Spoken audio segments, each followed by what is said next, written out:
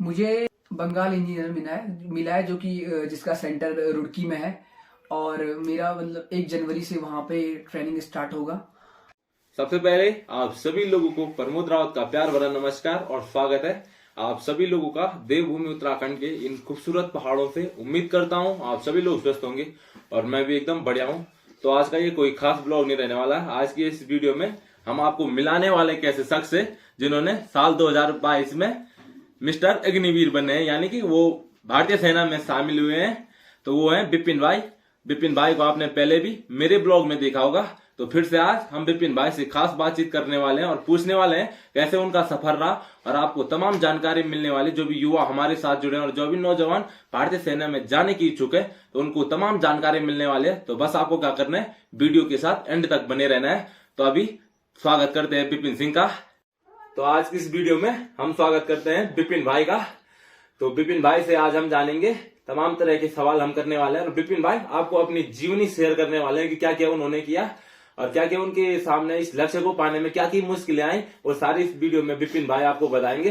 तो बिपिन भाई आपको तो बधाई है अग्निवीर में शामिल होने की।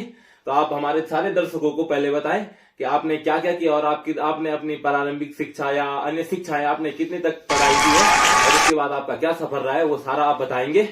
तो अभी हमारे साथ बिपिन भाई जुड़ चुके हैं, तो तालियों की गड़गड़ाहट से इनका स्वागत किया जाए।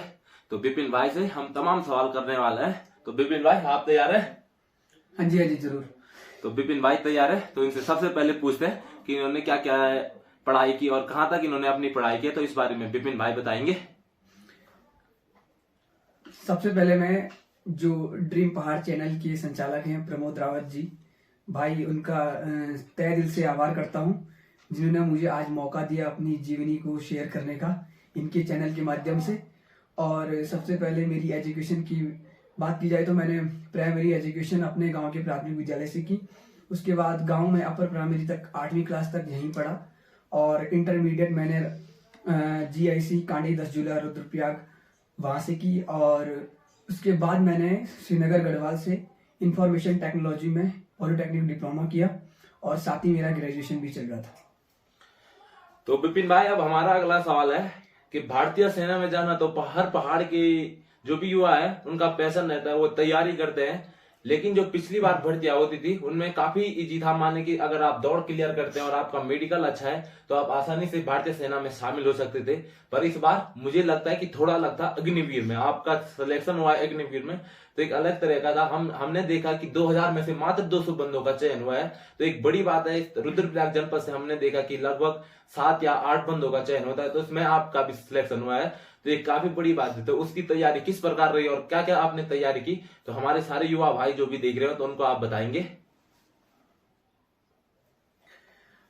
तो हाँ, इस बार जो कंपटीशन था वो जो पिछली भर्तियों के मुकाबले कुछ थोड़ा ज्यादा था, क्योंकि इस बार पहले से ही बहुत कंपटीशन था। आपने देखा कि फिजिकल में भी रेस में बहुत कम बंदे लिए, उसके बाद मेडिकल और उसके बाद जो रिटर्न एग्जाम था, तो लड़कों ने ये सोचा कि हाँ 2040 गए हैं तो उनमें से मैक्सिमम का सिलेक्शन हो ही जाएगा। लेकिन ठीक उसके उल्टा हुआ। 2040 में से मात्र 220-30 का ही सिलेक्शन हुआ शायद। और काफी टफ था इस बार भर्ती होना, क्योंकि जो मैं बात की जाए अगर मेरी जर्नी की, तो मैंने रेस की प्रैक्टिस करता था मैं। और यहाँ गांव की सड़क में कभी कभार अगर श्रीनगर जाना हुआ तो वहां भी करता था। और फिर रेस तो हो गई थी क्लियर। उसके बाद मेरा जो इसलिए पिछली बार मेडिकल में जो मैं डिस्क्वालीफाई हुआ था, तो उसका मैंने थोड़ा इलाज करवाया और इस बार मेडिकल भी क्वालिफाई हो गया था। मैं रिफर हुआ था और वहां फिर MS में फिट हो गया था मैं। और उसके बाद जो हमारा रिटर्न था, तो रिटर्न के लिए मैंने मेरा ये था कि मैं एक ही चीज पे फोकस करता था कि मैं अपना बेसिक क्लियर था मेरा। तो आप लोगों से मेरा यही निवेदन है कि आप जो भी अग्निवीर की तैयारी कर रहे हो, क्योंकि लड़के क्या सोचते हैं कि एक किताब आती है राम सिंह यादव की, उसको पढ़ लो तो हो जाएगा, कि बस वो रट्टा ज्ञान मारते हैं। तो ये सब नहीं करना, आपको अपना बेसिक क्लियर रखना है, क्योंकि वो भी जानते हैं कि ये लड़के किताब पढ़ के आते हैं, ये सब उनको ये आसानी से आ जाएगा। तो बेसिक क्वेश्चन देते हैं, आप अपना बेसिक क्लियर रखो और आप आसानी से क्वालिफाई कर जाओगे। बाकी अपना हल्का फुल्का अभी से जो आपकी नॉर्मल किताबें होती है उनको पढ़ना शुरू कर दो। Thank you.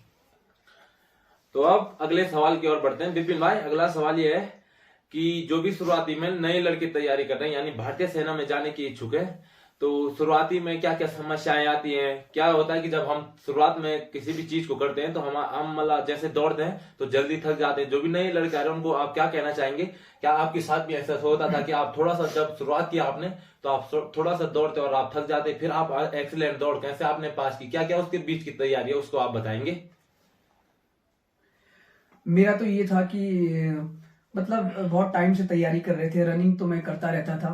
तो लेकिन मैं आप लोगों को एक चीज बताना चाहूंगा, इंसान शरीर से उतना नहीं थकता जितना मन से थकता है, मेरा यही मानना है। क्योंकि जब भी मैं रनिंग करता था तो मैं जब दौड़ता था तो थकता हर कोई है, इंसान का शरीर है, थकता हर कोई है। तो मतलब जब भी आपको थकान लगे तो आपको ये नहीं सोचना है कि अब आपको ये सोचना है मुझे 100 मीटर और आगे चलना है। आपके माइंड से अपना माइंडसेट फिट करना है कि मुझे 100 मीटर आगे चलना है। फिर 100 मीटर आगे चल के आपको ये सोचना है कि और 100 मीटर आगे चलना है। तो ऐसे ऐसे करके आपका स्टेमिना भी बढ़ेगा, आपका जो माइंडसेट है वो आर्मी की रेस के लिए सही हो जाएगा। और फिर नर्वसनेस तो होती है, जैसे ही आप भर्ती में जाओ तो भीड़ देख के पहले पहले होता है कि हाँ, लेकिन जिसने प्रैक्टिस करी होगी, क्योंकि एक राउंड तक सभी मतलब स्प्रिंट मारते हैं, उसके बाद हल्का हल्का आप जिसने प्रैक्टिस की होगी वो आगे ऑटोमेटिक आ जाएगा। तो प्रैक्टिस करते रहो और अपना माइंडसेट सही रखो। विपिन, आपने तमाम प्रकार की जानकारी हमारे जो भी दर्शक है उनको दिए। तो अब हमारा अगला सवाल है कि जैसे नए लड़के हैं वो किस तरीके से 1600 मीटर की तैयारी करें और क्या क्या उनको करना चाहिए। तो जैसे भारतीय सेना में हम देखते हैं कि 1600 मीटर की तैयारी होती है, 1600 मीटर की 4 राउंड मारने होते हैं, तो उसकी तैयारी किस बार करें? तो सबसे पहले जो मतलब आप लोग रोड रनिंग करते हो, जो भी गांव के युवा हैं, तो उनसे मैं कहना चाहूंगा कि जो सबसे पहले आपको अपने स्टेमिना बढ़ाने पे ध्यान देना है। क्योंकि स्टेमिना अगर आपका बढ़ जाएगा तो आप आसानी से ये रेस क्वालिफाई कर लोगे। तो सबसे पहले लॉन्ग रनिंग करें, 5 किलोमीटर, जो भी मिनिमम 5 किलोमीटर तो करें ही करें। और जैसे ही आपको लगेगा कि हाँ अब मेरा स्टेमिना बढ़ गया है, तो उसके बाद आपको आइडिया लग ही जाता है कि 1600 मीटर कहाँ तक है गांव की रोड पे। तो आप 1600 मीटर की तैयारी करें टाइमिंग के साथ, और हफ्ते में 2-3 बार आप टाइमिंग जरूर करें क्योंकि टाइमिंग से आपको आइडिया लग जाता है कि मेरी टाइमिंग कितनी आ रही है। उसके बाद धीरे धीरे टाइमिंग सही हो जाती है आपकी। और रेस के बाद आप एक्सरसाइज जरूर करें, क्योंकि लेग एक्सरसाइज करें। क्योंकि जो हम लोग देखते हैं कि जैसे हम लोग भर्ती में जाते हैं तो वहां पे एकदम से अगर हम गांव की सड़क से भर्ती में जा रहे हो तो पैर भर जाते हैं, तो फिर वो दिक्कत नहीं आती है। तो विपिन, आपका जो भारतीय सेना में जाने का सपना था वो बचपन से था या आपने जब बड़े हुए तो आपने ये सपना सजाया है? क्योंकि हम देखते हैं जब भी गांव में कोई बच्चे मिलते हैं तो उनका कहना है कि मुझे भारतीय सेना में शामिल, यानी कि मुझे फौजी बनना है। तो हर पहाड़ के युवा का सपना रहता है। तो क्या आपका भी सपना ऐसे ही था? बचपन से तो नहीं कह सकते, मतलब बचपन से तो नहीं था मेरा उतना। लेकिन जैसे मतलब बड़े हुए तो देखा कि आर्मी की तैयारी कर रहे हैं, तो साथ ही मतलब जो मेरे क्लासमेट थे वो भी भर्ती की तैयारी करते थे और मेरे से थोड़ा आगे भर्ती हो गए। तो तभी से ये लगा कि हाँ, तो तैयारी करने का जुनून आया तो करते रहे। और उसके बाद ये था कि यही करना है बस, तो ट्राई करते रहे और फाइनली हो गया। तो पिछले बार के मुकाबले इस बार साल 2022 में जो भर्ती आई है तो उसमें थोड़ा डिफिकल्टी देखी गई है कि जिस तरीके से पिछली भर्तियां होती थी और इस बार की भर्ती में, तो पिछली भर्ती में क्या होता था, जिसका फिजिकल बेस्ट रहता था उसको लिया जाता था, और जिसको थोड़ा मेंटलिटी अगर मतलब रिटर्न इतना हार्ड नहीं होता। तो इस बार आपने देखा होगा कि रिटर्न काफी हार्ड हुआ है। तो जो भी नए लड़के उनको अब किस प्रकार की तैयारी करनी चाहिए? फिजिकल पे ज्यादा ध्यान देना चाहिए आपको लगता है, या उनको रिटर्न वगैरह एग्जाम की पहले ज्यादा तैयारी करनी चाहिए? जहां तक मुझे लगता है, अब जो नए लड़के भर्ती में आएंगे तो उनको आप मतलब सिर्फ अपने फिजिकल पे ही ध्यान मत दीजिए। अभी से जो आप जब फिजिकल की तैयारी कर रहे हो, अभी से आप हल्का फुल्का जो आर्मी का सिलेबस देख लीजिए एक बार, और उसके अनुसार आप बेसिक क्वेश्चन तैयार कर लीजिए अपने। क्योंकि मैंने बहुतों को देखा, क्योंकि इस बार मतलब एग्जाम्पल आपके सामने ही है, 2040 में से 200 ही लिए, तो आप देख सकते हो कि कंपटीशन कितना हार्ड है। तो आप अपनी तैयारी करते रहिए, और सिर्फ ऐसा नहीं कि आप फिजिकल पे ध्यान दे रहे हो, आप अपना बेसिक तैयार कीजिए। और उसके साथ साथ ही जो कि आर्मी का सिलेबस है कि मैथ, साइंस, जीके, इनके बेसिक क्वेश्चन देखिए और अपना फोकस करते रहिए और हो जाएगा आपका। विपिन, आप जो अग्निवीर में सिलेक्ट हुए हैं, पिछली बार तो अलग था कि भारतीय सेना में अगर आप शामिल होते हैं तो आपको लगभग 16 से साल या 17 साल तक आपको पूरी सर्विस देनी होती थी। लेकिन इस बार भारतीय सेना के नए नियमानुसार आपको 4 साल यानी अग्निवीर में आपको 4 साल तक ज्वाइन करना है। और उसके बाद अगर आप 25% यानी कि 25% में अगर आप आते हैं तो आगे आपको सेवा करने का मौका दिया जाएगा। तो आपका क्या रहेगा आगे, कैसे आप कहना चाहेंगे कि आप 25% में आने के लिए आप कुछ करेंगे अलग?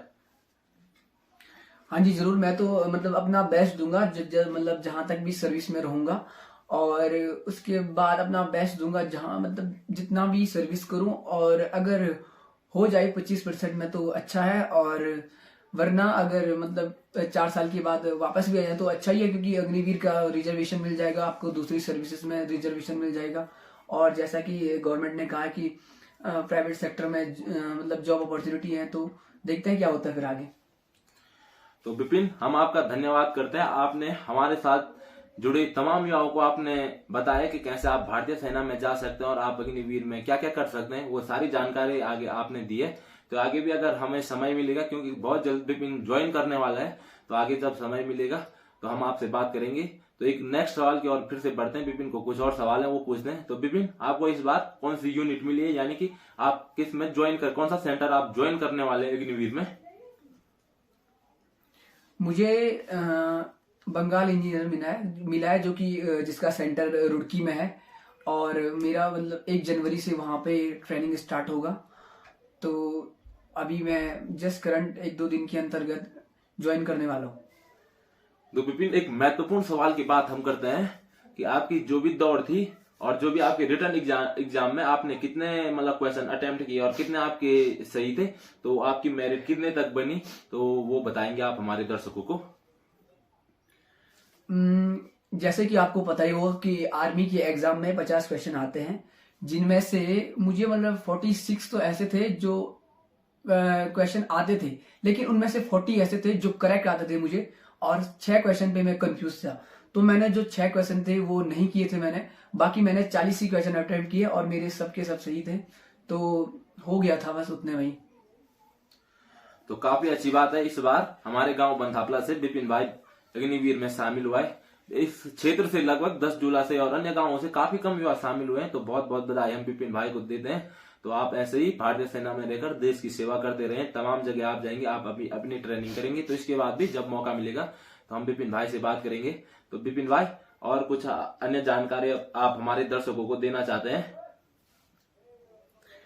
तो जितने भी दर्शक ये ड्रीम पहाड़ चैनल देख रहे हैं और देखते हैं, तो आपका तहे दिल से धन्यवाद। आप आगे भी देखते रहिए और प्रमोद रावत भाई के चैनल को लाइक करें, सब्सक्राइब करें और शेयर करते रहिए और वीडियो को फैलाते रहिए। धन्यवाद। तो आगे भी अगर आप में से कोई लोग हमारे साथ जुड़ना चाहते हैं और अपनी स्टोरी ड्रीम पहाड़ या अन्य सभी दर्शकों तक आप पहुंचाना चाहते हैं, तो आप हमारे साथ इंस्टाग्राम पे जुड़ सकते हैं और आप हमें कमेंट सेक्शन में भी बता सकते हैं।